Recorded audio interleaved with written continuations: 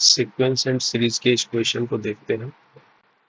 क्या पूछा गया इसमें, late A1 A2 up to A2024 be an arithmetic progression such that A1 plus A5 plus A10 plus 15 up to A2020 plus A2024 equal to 2233, then A1 plus A2 plus A3 up to A2024 is। देखो एक arithmetic progression है कि series को इसमें किस तरह से दिया है। देखो इसमें दिया है A1 प्लस और यहाँ से लिया है A5 प्लस A10, 5 के गैप में लिया है 15। इस तरह से लास्ट में इसने बोला है ये कितना प्लस A2020 ये है। फिर इसमें लास्ट में एक और ऐड किया है A2024, ये टर्म्स ऐड किया है। इन सब का टोटल बोला है 2233, ये है 2233 इसका टोटल है। अब सम पूछा है इस सीरीज का पूरे का, यानी A1 से लेकर A2024 तक का पूरे का सम पूछा है। इसमें A2 A3 भी आ रहे हैं ना, ये सब AP में है। अब देखो ये भी सीरीज AP में ही है, क्योंकि पूरी ये सीरीज AP में ही बोल रहा है ना, इसको भी AP में ही बोल रहा है। और ये जो पूछा है ये भी AP में होगी, तो इसका सम पूछा है। अब किसी भी AP में देखो टोटल इसमें टर्म्स कितनी है, यहाँ से लेकर यहाँ तक कितनी टर्म्स है ये पता लग सकता है। देखो इसके अंदर कितनी टर्म्स है पहले ये पता लगा। इसके अंदर की जो पहली टर्म्स क्या है, इसकी टर्म्स की बात करो तो फर्स्ट टर्म्स 5 है। अगर मैं इसको A को 5 ले लूँ, है ना, और इनकी टर्म्स के बीच का डिफरेंस कितने है, D कितना है, 5 का है, D 5 है ना। और लास्ट टर्म को मैं मान लेता हूँ ये, तो 2020 है ना ये लास्ट टर्म इसकी। तो अगर मैं यहाँ से इसको निकालना चाहूँ कि भाई एनर टर्म कितनी, ये एनर टर्म है तरीके से TN है ना, तो इससे मैं टर्म्स लिख पा सकता हूँ। TN इजिकल टू क्या होता है, A plus N minus 1 into D। तो कहने वाला मैं TN है मेरे पास 2020 कितना है, 2020 टर्म्स है। और फर्स्ट टर्म है 5 प्लस N मेरे को निकालना है कि टोटल टर्म्स ये है कितनी, अंतर है इनमें 5 का। तो ये क्या हो गया 5 प्लस 5N माइनस 5 है ना, 2020, 5 से 5 कट गया तो N इजिकल टू आ रहा है 2020 अपॉन 5, यानी 5 4 जा 20, 0 5 4 जा 20, 404। तो ये टर्म है 404 यहाँ तक। कितनी टर्म है 404, और इसमें ए की ऐड कर लो, ए और ये ऐड कर लो टोटल। तो टोटल टर्म्स कितनी होगी, टोटल टर्म्स कितनी हो गई 404 plus 2, 4 plus 2 is equal to होगी 406। तो टोटल टर्म्स इसमें कितनी है 406 है। ये हमें एक आइडिया निकल गया कि इसमें टर्म्स है 406। अब किसी भी एपी के लिए एक चीज ध्यान रखो, है ना, इंटरेस्टिंग चीज क्या है, मान लीजिए एक एपी में आपको बता के देता हूँ, एक ए फर्स्ट टर्म ए है ना, फिर इसका मान लीजिए A प्लस डी दूसरा टर्म है, A प्लस 2D तीसरा टर्म है, A plus 3D fourth term है।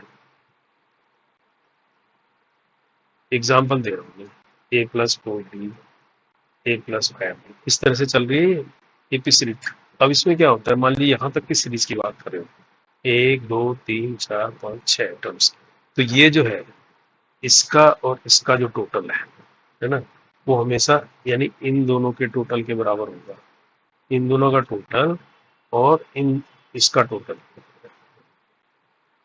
और इसी तरह से देखो कितना आ रहा है इसका टोटल, A प्लस 5D आ रहा है, यानी कितना आ रहा है 2A प्लस 5D आ रहा है, इसका इसका और इसका। ठीक इस तरह इससे बाद वाली टर्म का देखो A प्लस डी, मैं A प्लस 4D जोड़ता हूँ तो कितना आता है, कितना आता है, ये भी 2A प्लस 5D आएगा। किसी को भी ले लो आप और इसको ले लो, अब इन दोनों का हो गया तो ये दोनों बची, है ना। तो 2a प्लस 5d, ये भी 2a प्लस 5d। कहने का मतलब ये हो गया एपी सीरीज में फर्स्ट टर्म का लास्ट टर्म के साथ जो सम होता है वो इधर से सेकंड टर्म और इधर से सेकंड टर्म के सम के बराबर होता है। इस तरह की चलती है एपी सीरीज। ठीक है, ये मैंने एग्जांपल के लिए बताया। तो कहने का मतलब हमारे पास क्या होगा, हमारे पास तो ये है, तो हमारे पास, अब मैं इसको हटा देता हूँ, है ना, ये समझ गए ना आप कि क्या होता है।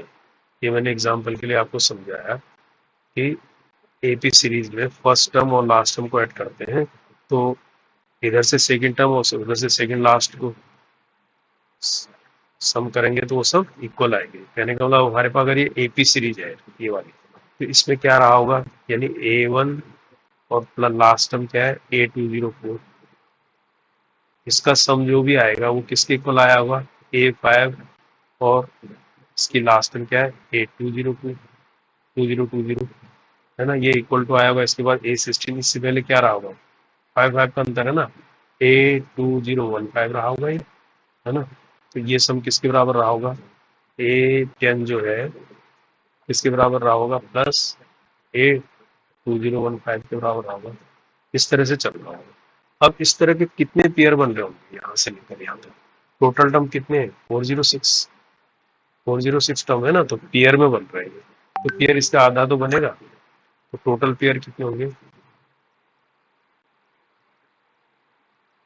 इस तरह के टोटल पेयर कितने बनेंगे, 406 का आधा, दो दो के हिस्से में लेंगे ना, तो 203, कितने पेयर बनेंगे।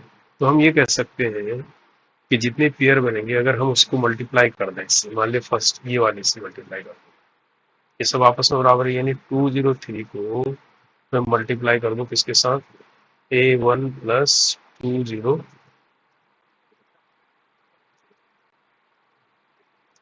इसको मल्टीप्लाई कर दो A2024 के साथ, तो ये क्या आएगा, ये इन सब का टोटल आएगा, क्योंकि जितना ये है इसको मल्टीप्लाई कर दिया मैंने पेयर से, तो ये कितना आना चाहिए, ये इतना ही आना चाहिए जितना इसने दे रखा है। तो क्या दे रखा है इसने, ये इसने दे रखा है 2233, कितना दे रखा है 2233, इसने इसको दे रखा है, तो ये दे रखा है 2233, इतना हो। ये इक्वेशन नंबर हमारे एक आ गई।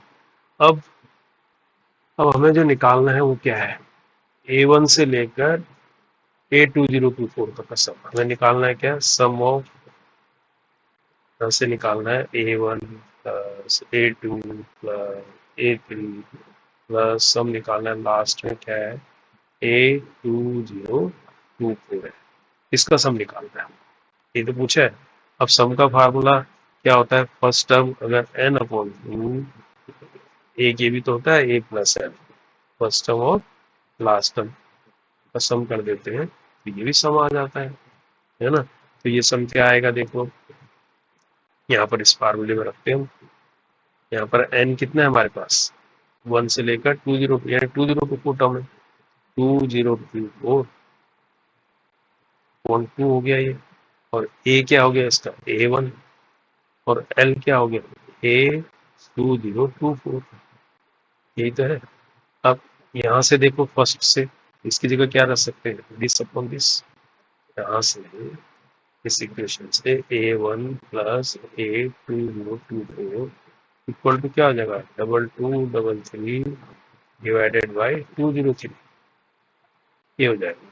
तो कहने का मतलब हम इसमें रख लेते हैं 2024 अपॉन 2, इसकी जगह रख लेते हैं 2233 अब ये 203 से इसको जब डिवाइड करेंगे तो ये आने वाला आएगा, और इससे जब डिवाइड करेंगे 21012 आएगा, और इस पूरे को आंसर आने वाला है ये, यानी 1012 इंटू 11 करेंगे तो क्या आएगा, 11 टू जा 22 का 2, 2 बचेगा, 11 और 2 कितना हो गया 13 का 3, 1 1 का 1, 11 जा 11, तो 1132 इसका आंसर आएगा, 1132, यही इसने आंसर भी दिया है। ठीक है, 1132।